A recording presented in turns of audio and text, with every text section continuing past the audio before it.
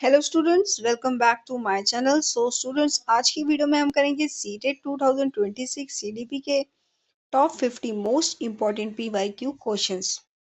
दोस्तों, अगर आप 130 प्लस स्कोर करना चाहते हैं तो आपको ज़्यादा से ज़्यादा पीवाईक्यू सॉल्व करने चाहिए। दोस्तों, सीटेट में स्कोर करना बहुत इजी है अगर आपके कॉन्सेप्ट क्लियर हैं और आपको सारी थ्योरीज एंड सारे कॉन्सेप्ट्स टॉपिक्स के बारे में नॉलेज है। तो दोस्तों, चलिए आज की वीडियो में हम करते हैं top 50 CDP questions for your CTET exam. So दोस्तों, क्वेश्चन नंबर 1, अकॉर्डिंग टू पियाजे, children in the constant operational stage are typically in which age group? दोस्तों, जो कॉन्स्टेंट ऑपरेशनल स्टेज होती है वो होती है 7 to 11 ईयर्स। तो दोस्तों, इसका ऑप्शन हो जाएगा option B, 7 to 11 years is correct answer. Now question number 2, who believe that learning is a social process and knowledge is constructed through interaction? तो दोस्तों, एज यू ऑल नो, जो Vygotsky थे उन्होंने बहुत ज़्यादा इंपॉर्टेंस दी कि जो बच्चा है वो सोशल इंटरेक्शन से and zone of proximal development, जिसको आप जेड पी डी भी कहते हैं, उससे बहुत ज़्यादा जो अपनी नॉलेज है उसको कंस्ट्रक्ट कर पाता है। तो इसका आंसर हो जाएगा option C, left Vygotsky. Now question number 3, the process of acquiring knowledge, skills, values and attitude is called? दोस्तों, जब हम कहीं से knowledge, skills, values and attitudes को अक्वायर करते हैं, मतलब उन्हें सीखते हैं, उनको लर्न करते हैं, तो उसको क्या कहते हैं? उसको कहते हैं B learning. Option B, learning is correct answer. तो जो दोस्तों, जो लर्निंग है वो एक permanent change in behaviour due to experience. मतलब कि दोस्तों, जैसे जैसे आप लाइफ में आगे बढ़ते हैं, आप कुछ ना कुछ याद करते रहते हैं, कुछ ना कुछ लर्न करते रहते हैं। दोस्तों, जैसे जैसे आप लर्न करते हैं आपकी ग्रोथ भी होती रहती है और आपका जो माइंड है वो भी डेवलप होता रहता है। Now question number 4, which of the following is not a characteristics of effective teaching? तो दोस्तों, ये जो आपको ऑप्शंस दिए हैं 4, इसमें से आपको बताना है कि इसमें से कौन सा कैरेक्टरिस्टिक्स नहीं है इफेक्टिव टीचिंग का। तो दोस्तों, वो है रिगिड एंड इनफ्लेक्सिबल। क्योंकि दोस्तों, effective teaching is flexible and learner centre. जो इफेक्टिव टीचिंग है वो फ्लेक्सिबल होनी चाहिए और लर्नर के सेंटर में होनी चाहिए। मतलब कि जो चाइल्ड है, जो लर्नर है, उसके आसपास ही होनी चाहिए, उसके अकॉर्डिंग ही होनी चाहिए। तो option B is correct. Now question number 5, the zone of proximal development ZPD was given by which psychologist? तो दोस्तों, अभी मैंने आपको ऊपर भी एक क्वेश्चन में बताया कि जो ZPD का कॉन्सेप्ट है वो दिया है लेव वाइगॉस्की ने। तो इसका आंसर हो जाएगा ऑप्शन बी। तो दोस्तों, ZPD is a gap between what a learner can do alone and what they can do with guidance। तो दोस्तों, ZPD एक गैप है। फॉर एग्जाम्पल, एक चाइल्ड है जो मैथ के सम को सॉल्व नहीं कर पा रहा है, लेकिन वो किसी मोस्ट नॉलेजेबल पर्सन, मतलब कि उसके पेरेंट्स या उसके फ्रेंड्स या फिर टीचर की हेल्प से उस सम को सॉल्व कर पा रहा है। तो दोस्तों, ये जो इसी के बीच में जो गैप होता है उसको कहते हैं ZPD। Now question number 6, multiple intelligence theory was proposed by? तो दोस्तों, जो मल्टीपल इंटेलिजेंस थ्योरी है वो दी थी हमारे हॉवर्ड गार्डनर ने। तो इसका आंसर हो जाएगा option B, Gardner proposed 8 later 9 types of intelligence. तो गार्डनर ने कितने टाइप्स की इंटेलिजेंस को फाउंड किया था? पहले उन्होंने 8 किया था एंड देन उन्होंने 9 कर दिए थे। Now question number 7, which type of intelligence involves the ability to understand oneself?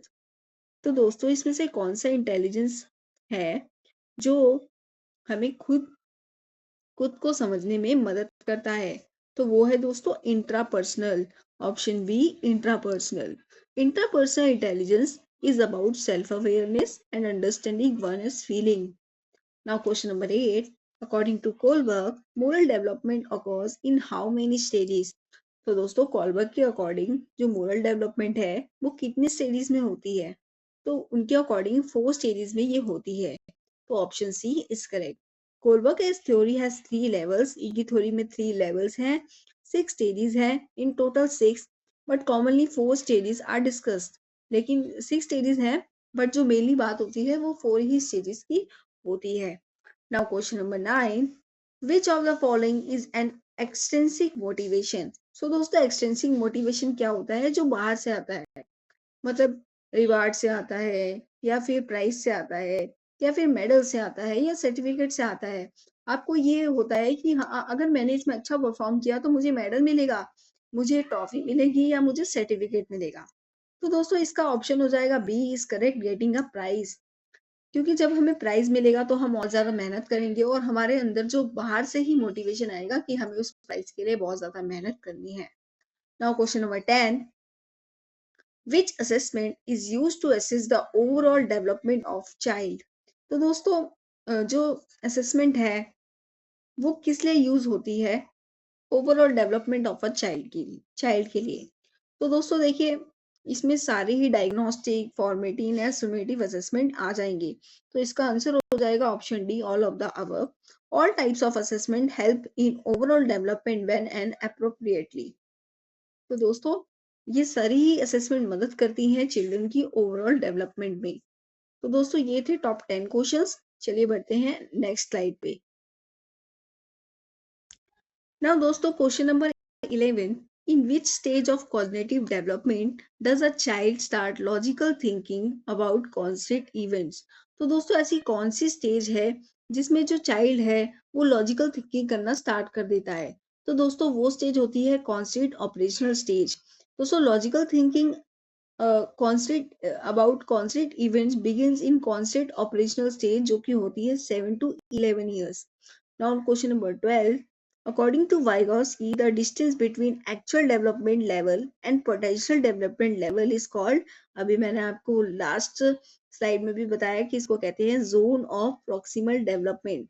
सो दोस्तों ये क्वेश्चन इंपॉर्टेंट है, तभी बार बार रिपीट हो रहा है क्योंकि ये पीवाईक्यूज में भी आया हुआ है।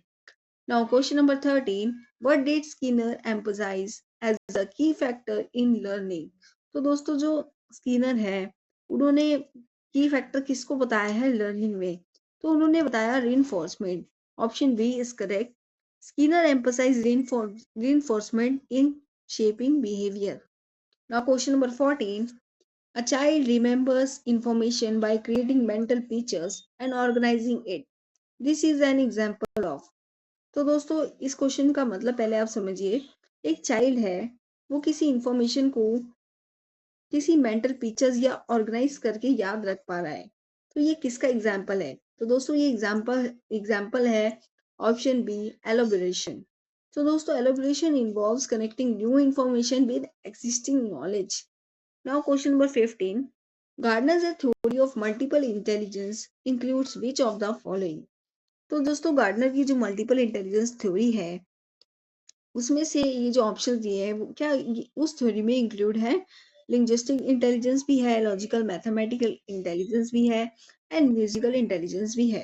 तो इसका आंसर हो जाएगा option D, all of the above.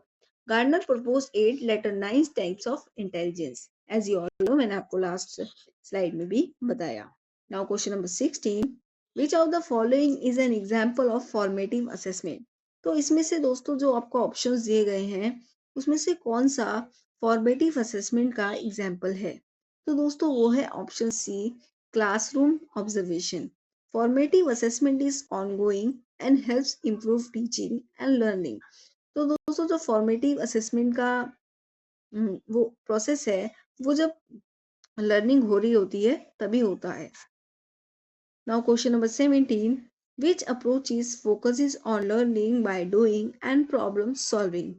तो दोस्तों इसमें से कौन सा अप्रोच फोकस करता है लर्निंग बाय डूइंग, मतलब कुछ कुछ करके सीखना, एंड प्रॉब्लम को सॉल्व करना।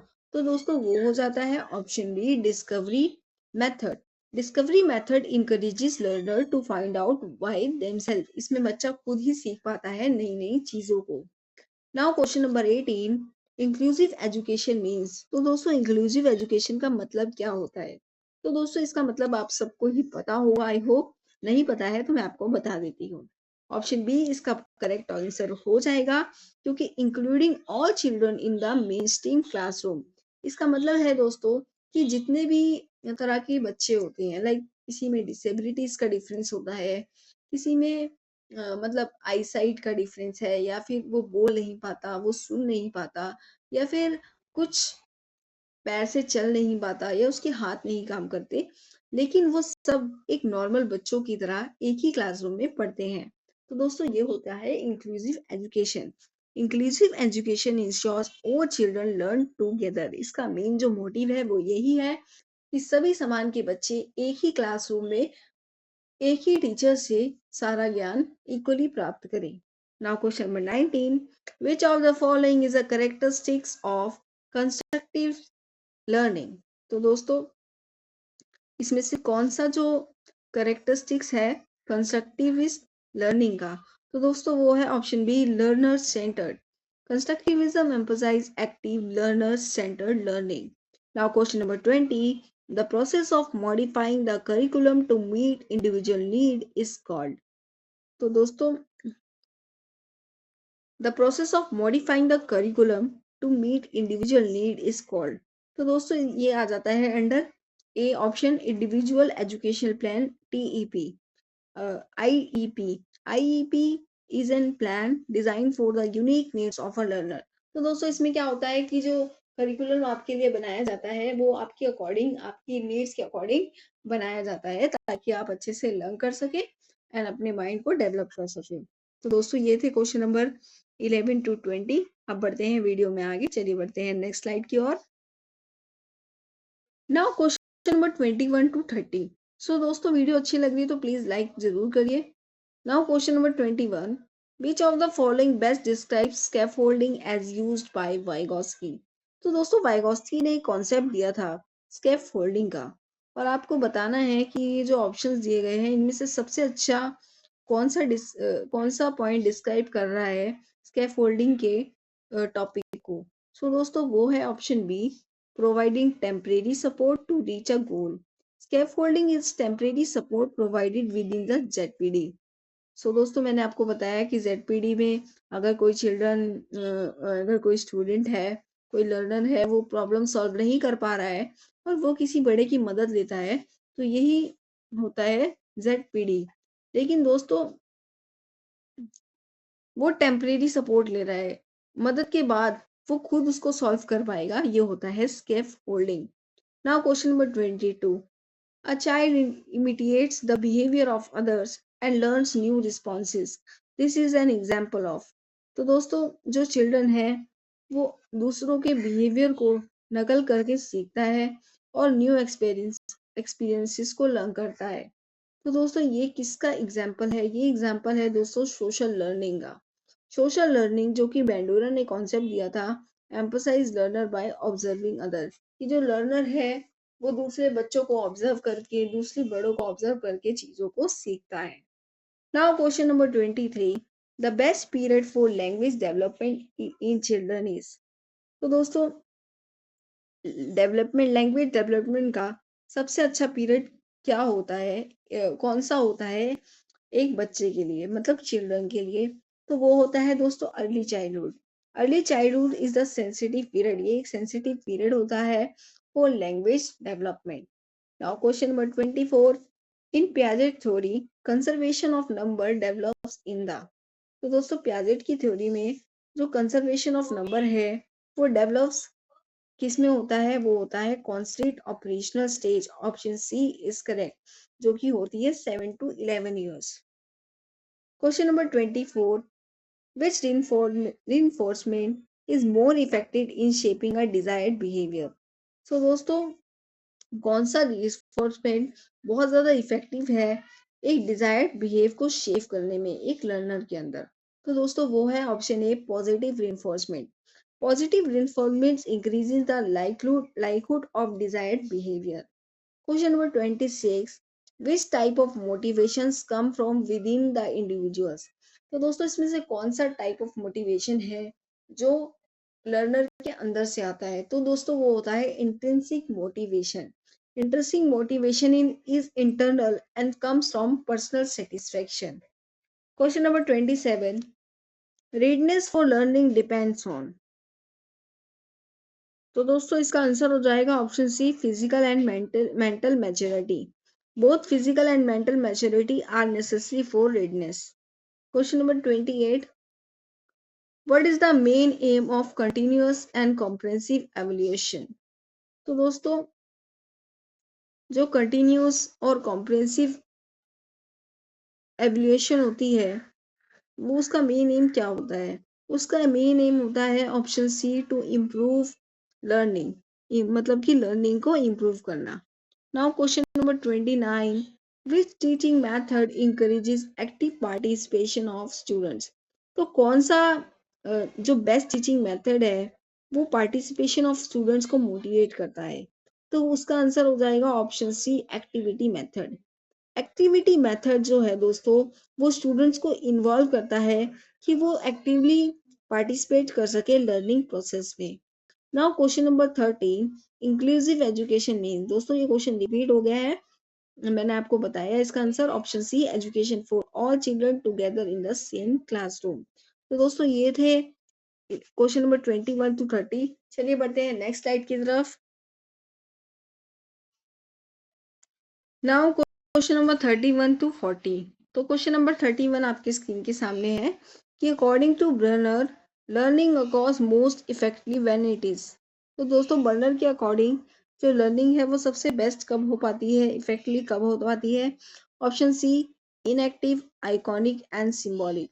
Burner propose 3 modes of representation. इन्होंने 3 मोड्स ऑफ रिप्रेजेंटेशंस को प्रपोज किया, जिसमें enactive doing, iconic images and symbolic languages था। तो इसका आंसर हो जाएगा option C is correct. Now question number 32, which of the following is a characteristics of adolescent development?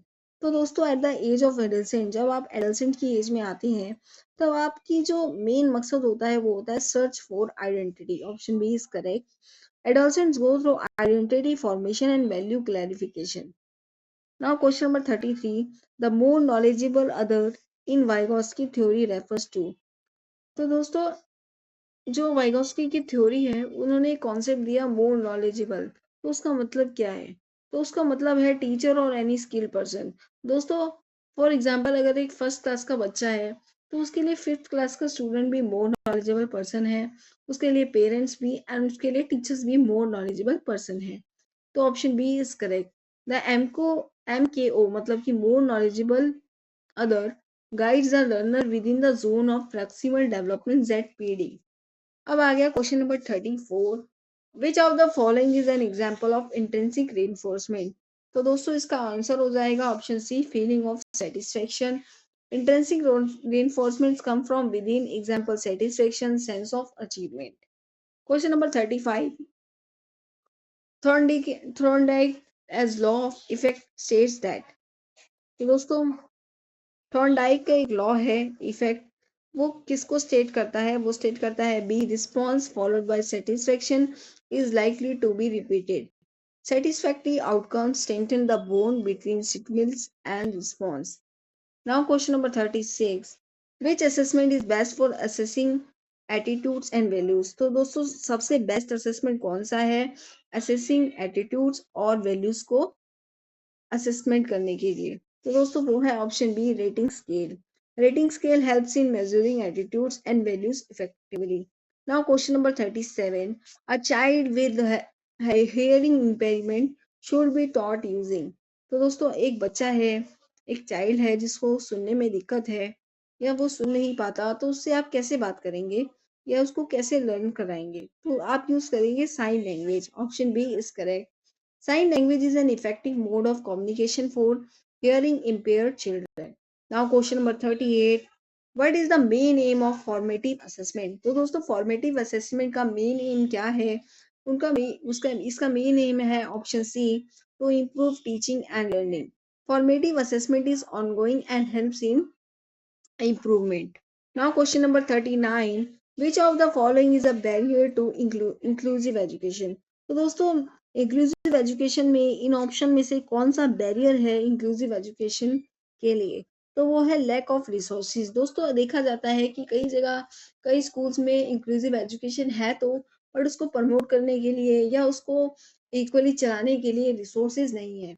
सो दोस्तों lack of resources, physical, material, human is a major barrier. Now question number 40. According to Maslow, the highest level of need is। तो दोस्तों Maslow के according जो highest level of need है वो क्या है? वो है self actualization needs. Option D is correct. Self actualization is the highest Maslow's as hierarchy of needs. So दोस्तों ये थे टॉप 40 क्वेश्चंस। चलिए बढ़ते हैं नेक्स्ट स्लाइड की तरफ। तो दोस्तों अब हम करेंगे क्वेश्चन नंबर 41 टू 50। तो दोस्तों question number 41, according to Gardner which intelligence is most related to understanding yourself. तो गार्डनर के अकॉर्डिंग सबसे अच्छा इंटेलिजेंस कौन सा है अपने आप को समझने में, तो वो है इंट्रापर्सनल। ये क्वेश्चन हम पहले भी कर चुके हैं। Now question number 42, which is the best example of cooperative learning. तो कोऑपरेटिव लर्निंग का बेस्ट एग्जाम्पल कौन सा है, ये जो ऑप्शंस आपको दिए गए हैं। तो इसका आंसर हो जाएगा option C, students work together in small groups to solve a problem. मान लीजिए दोस्तों एक क्लास में 3-4 स्टूडेंट्स अपना ही ग्रुप बनाकर किसी प्रॉब्लम को सॉल्व कर रहे हैं, तो ये हो जाएगा सबसे अच्छा कोऑपरेटिव लर्निंग का example. Now question number 43, a child has sudden drop in academic performance may be due to. दोस्तों एक चिल्ड्रन है जो बहुत ही अच्छा एकेडमिक में परफॉर्म कर रहा था, लेकिन पता नहीं ऐसा क्या हुआ। मतलब इसमें आपको बताना है कि अ, उसकी जो परफॉर्मेंस थी वो ड्रॉप हो गई। तो वो क्यों हुई आपको इसमें बताना है। लैक ऑफ इंटेलिजेंस, उसमें इंटेलिजेंस की कमी हो गई? नहीं दोस्तों, option B is correct, developmental regression. Development regression is a temporary setback in behaviour और परफॉर्मेंस। तो दोस्तों इसमें क्या होता है कि जो परफॉर्मेंस में और जो बिहेवियर में चेंज आता है, वही इसका कारण बनता है कि जो बच्चे की एकेडमिक परफॉर्मेंस है वो डाउन हो गई। Now question number 44, which principle of learning suggests that learning is a strengthened when immediate feedback is given। तो दोस्तों कौन सा प्रिंसिपल है लर्निंग का जो ये सजेस्ट करता है कि जो लर्निंग है वो स्ट्रेंथ हो जाती है एंड जब फीडबैक दिया जाता है। तो वो होता है option B, effect. Law of effect जो कि दिया था थॉर्नडाइक ने, states that responses followed by satisfaction on are strengthened। Now question number 45, which teaching method is suitable for developing practice। Sorry दोस्तों दोबारा पढ़ती हूँ। Which teaching method is suitable for developing practical skills। तो दोस्तों कौन सा teaching method बहुत ज़्यादा अच्छा है और बहुत ज़्यादा सूटेबल है डेवलपिंग प्रैक्टिकल स्किल्स को डेवलप करने के लिए, तो वो होता है डेमोन्स्ट्रेशन मेथड, मतलब कि करके देखना। Demonstration method is best for teaching practical skills through showing and doing. तो दोस्तों आप साइंस लैब में जाते हैं, वहां आपको आपके टीचर एक्सपेरिमेंट्स करके दिखाती है, तो यही होता है demonstration method. Now question number 46, a child who is very active and can not sit still in class may be displaying. So दोस्तों एक चाइल्ड है, बहुत ज्यादा एक्टिव है, और लेकिन वो क्लास में सिट नहीं कर पा रहा है, तो ये होता है hyper activity. Hyper activity is excessive activity and restlessness beyond normal levels. Question number 47, which of the following is an example of summative assessment. तो सुमेटिव असेसमेंट का जो ऑप्शन दिए हैं इसमें से कौन सा एग्जाम्पल है, तो वो होता है final exam at the end of term. Summative assessment is conducted at the end of a unit term to जज overall development. Question number 48, according to Vygotsky, what helps a child learn a new task just beyond his her current ability। तो दोस्तों ये question बहुत बार repeat हुआ है, important है, मैं आपको बार बार कह रही हूँ। इसका आंसर हो जाएगा option B, correct, scaffolding. Question number 49, which of this is most important for creating a positive classroom environment. So दोस्तों आपको बताना है कि ये जो ऑप्शन दिए गए हैं इनमें से कौन सा बेस्ट है क्लासरूम में एक पॉजिटिव इन्वायरमेंट क्रिएट करने के लिए। तो वो होता है respect, trust and cooperation. A positive classroom is built on respect, trust, cooperation and expectance. Now question number 50, which is not a characteristics of a good teacher. तो इसमें से कौन से ऑप्शन में से गुड टीचर का करेक्टरिस्टिक्स नहीं है। Knowledge of the subject, patient and empathy, talking too much. दोस्तों एक टीचर बहुत ज्यादा बातें कर रहा है, ये करेक्टरिस्टिक्स नहीं है। Option C is wrong. A teach sorry, option C correct है, टीचिंग और talking too much. A good teacher listens more and talks meaningfully, not excessively. तो दोस्तों ये थे टॉप 50 सीडीपी के मोस्ट इंपॉर्टेंट रिवाइज के क्वेश्चंस।